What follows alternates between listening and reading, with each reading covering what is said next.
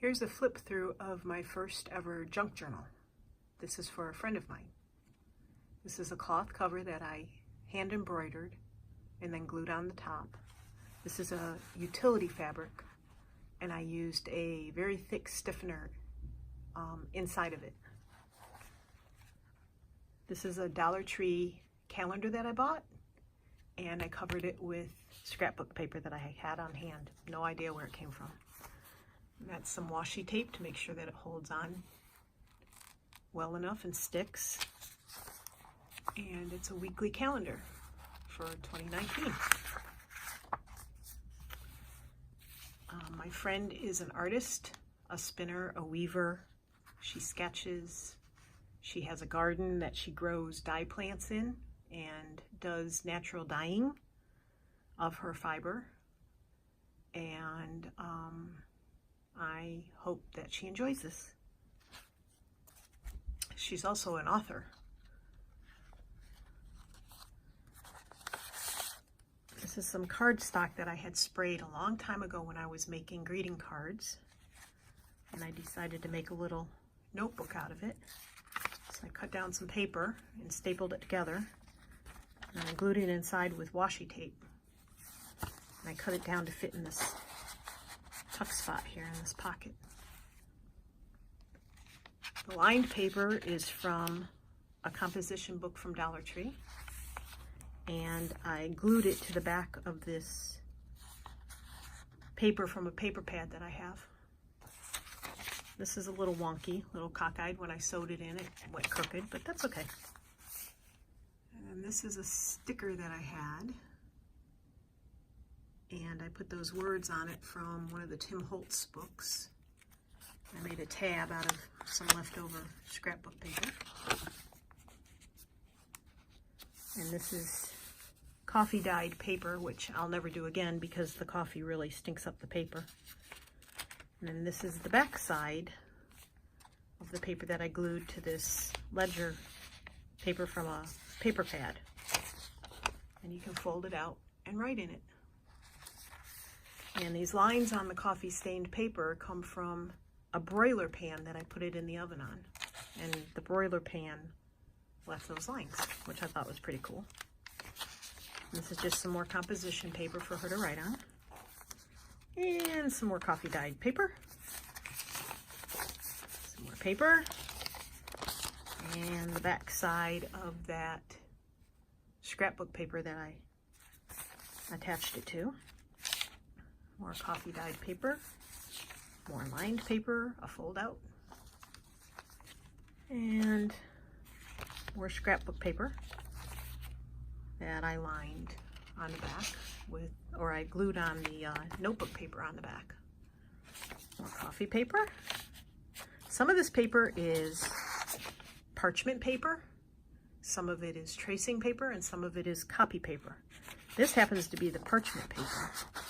And it's a really nice consistency. It's not cardstock, but it's not as thin as copy paper. This is the copy paper, and this is the parchment paper. This is vellum that I punched out, and this is a cute little paper clip. And this is a tag I made, and this is cheesecloth that I tea dyed. And I back stamped, sort of shadow stamped, with one of the Tim Holtz rubber stamps. And this is on cardstock that I tea dyed. Coffee dyed, rather. Some more stamping. And this is from a stencil. And that's another tag I made. And that is from one of the scrapbook paper pads that I have. And this is sketch paper, since she likes to sketch. That's a copy of some ledger paper from a notepad. More sketch paper that I glued onto a paper that I used the distress ink on. And I stamped that from another Tim Holtz rubber stamp set. This is more cards. Actually, I think this is sketch paper that I coffee stained. I thought that'd make an interesting background for her to sketch on. Another tuck spot, if she wants to sketch something on that, or write down something. And this is more sketch paper. This is a smoother, maybe this is, this could be watercolor paper. I mixed watercolor paper and sketchbook paper. This is just the back of the copy paper. I glued that one piece to. And this is just a copy of something from a paper pad. This has a texture. I don't know if this will pick it up. Yep, there it is. And I did a little bit of faint stamping there. And this, I believe, is just copy paper that is coffee stained. And this is a lot smoother. See, less texture. And she also travels in a camper. So this is a tea bag that I took the tea out of and cleaned it up and let it dry on a paper towel. And then I stamped a copy of the map on there. And then what I've been doing is taking paper pads, and if there's something I like this one, that looks like it has texture, but that's just on copy paper. That's the way the paper copied. Then I put lines on the back. I copy a lined sheet and put lines on the back. Sorry, I stuck my fingers in the middle there. And then I put, always take the scenic route. Life is a grand adventure. Those are 2 stamps that I got, travel stamps. This is a glitzy, can you see it? Shiny postcard that I made a pocket out of. And I made this little tag out of paper from a pad and glued 2 sides together so it's thicker. And then I put lines with a marker on the back of this leftover scrapbook paper I had from years ago when I used to make cards. And they have a little pull trailer. Theirs is a teardrop, but I thought that was pretty. And it's in a kind of a coppery stamp ink pad. And writing paper, and ledger paper with a little tuck spot here. And then these were in one of my paper pads. I'll try and put that below in a link. This is really fun for traveling because it's all set up to prompt you when you took the trip, daily details. This is washi tape, sorry. This is a stamp. This is a paper clip.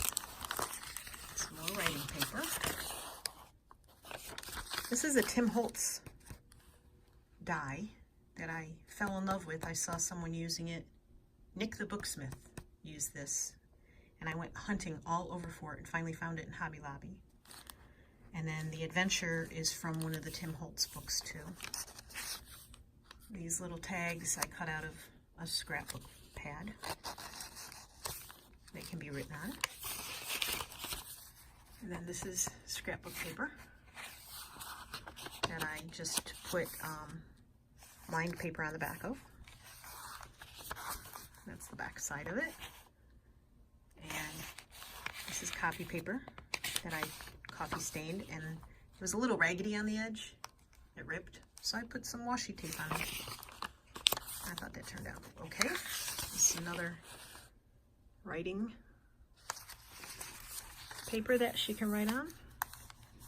And then the best part of the trip, I cut this out from the pad too. Adventure.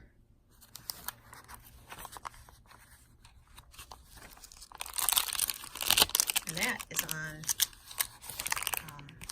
tissue. I just love, not tissue, tracing paper. I love doing the tracing paper. And these black marks are from one of my pans. The cookie sheet I used had, I thought they were clean. When the paper came out, it had this black mark on it. I thought that was pretty neat.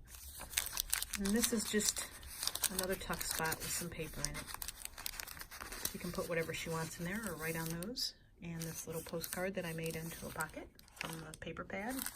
This is also a pocket, but I don't have anything in it.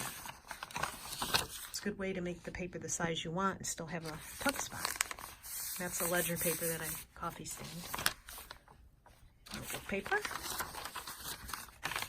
copy paper, and the last page is the back side of that pretty flowered paper with the lines on it. And then that's a pen holder here, made out of elastic that I sewed into the cover. And I made it like a traveler's notebook with the elastics in it. See? And there's 4 elastics. So whenever she wants to take these out when she's used them up, she can literally just take them out, make some new ones. Since this is just 8.5 by 11 paper, fold it in half. And she can put in there whatever she wants. Sketchbook paper, writing tablet, anything she wants. So I hope she likes it. She doesn't know I've made it for her, but I'm getting ready to send it off and I wanted to photograph it and video it.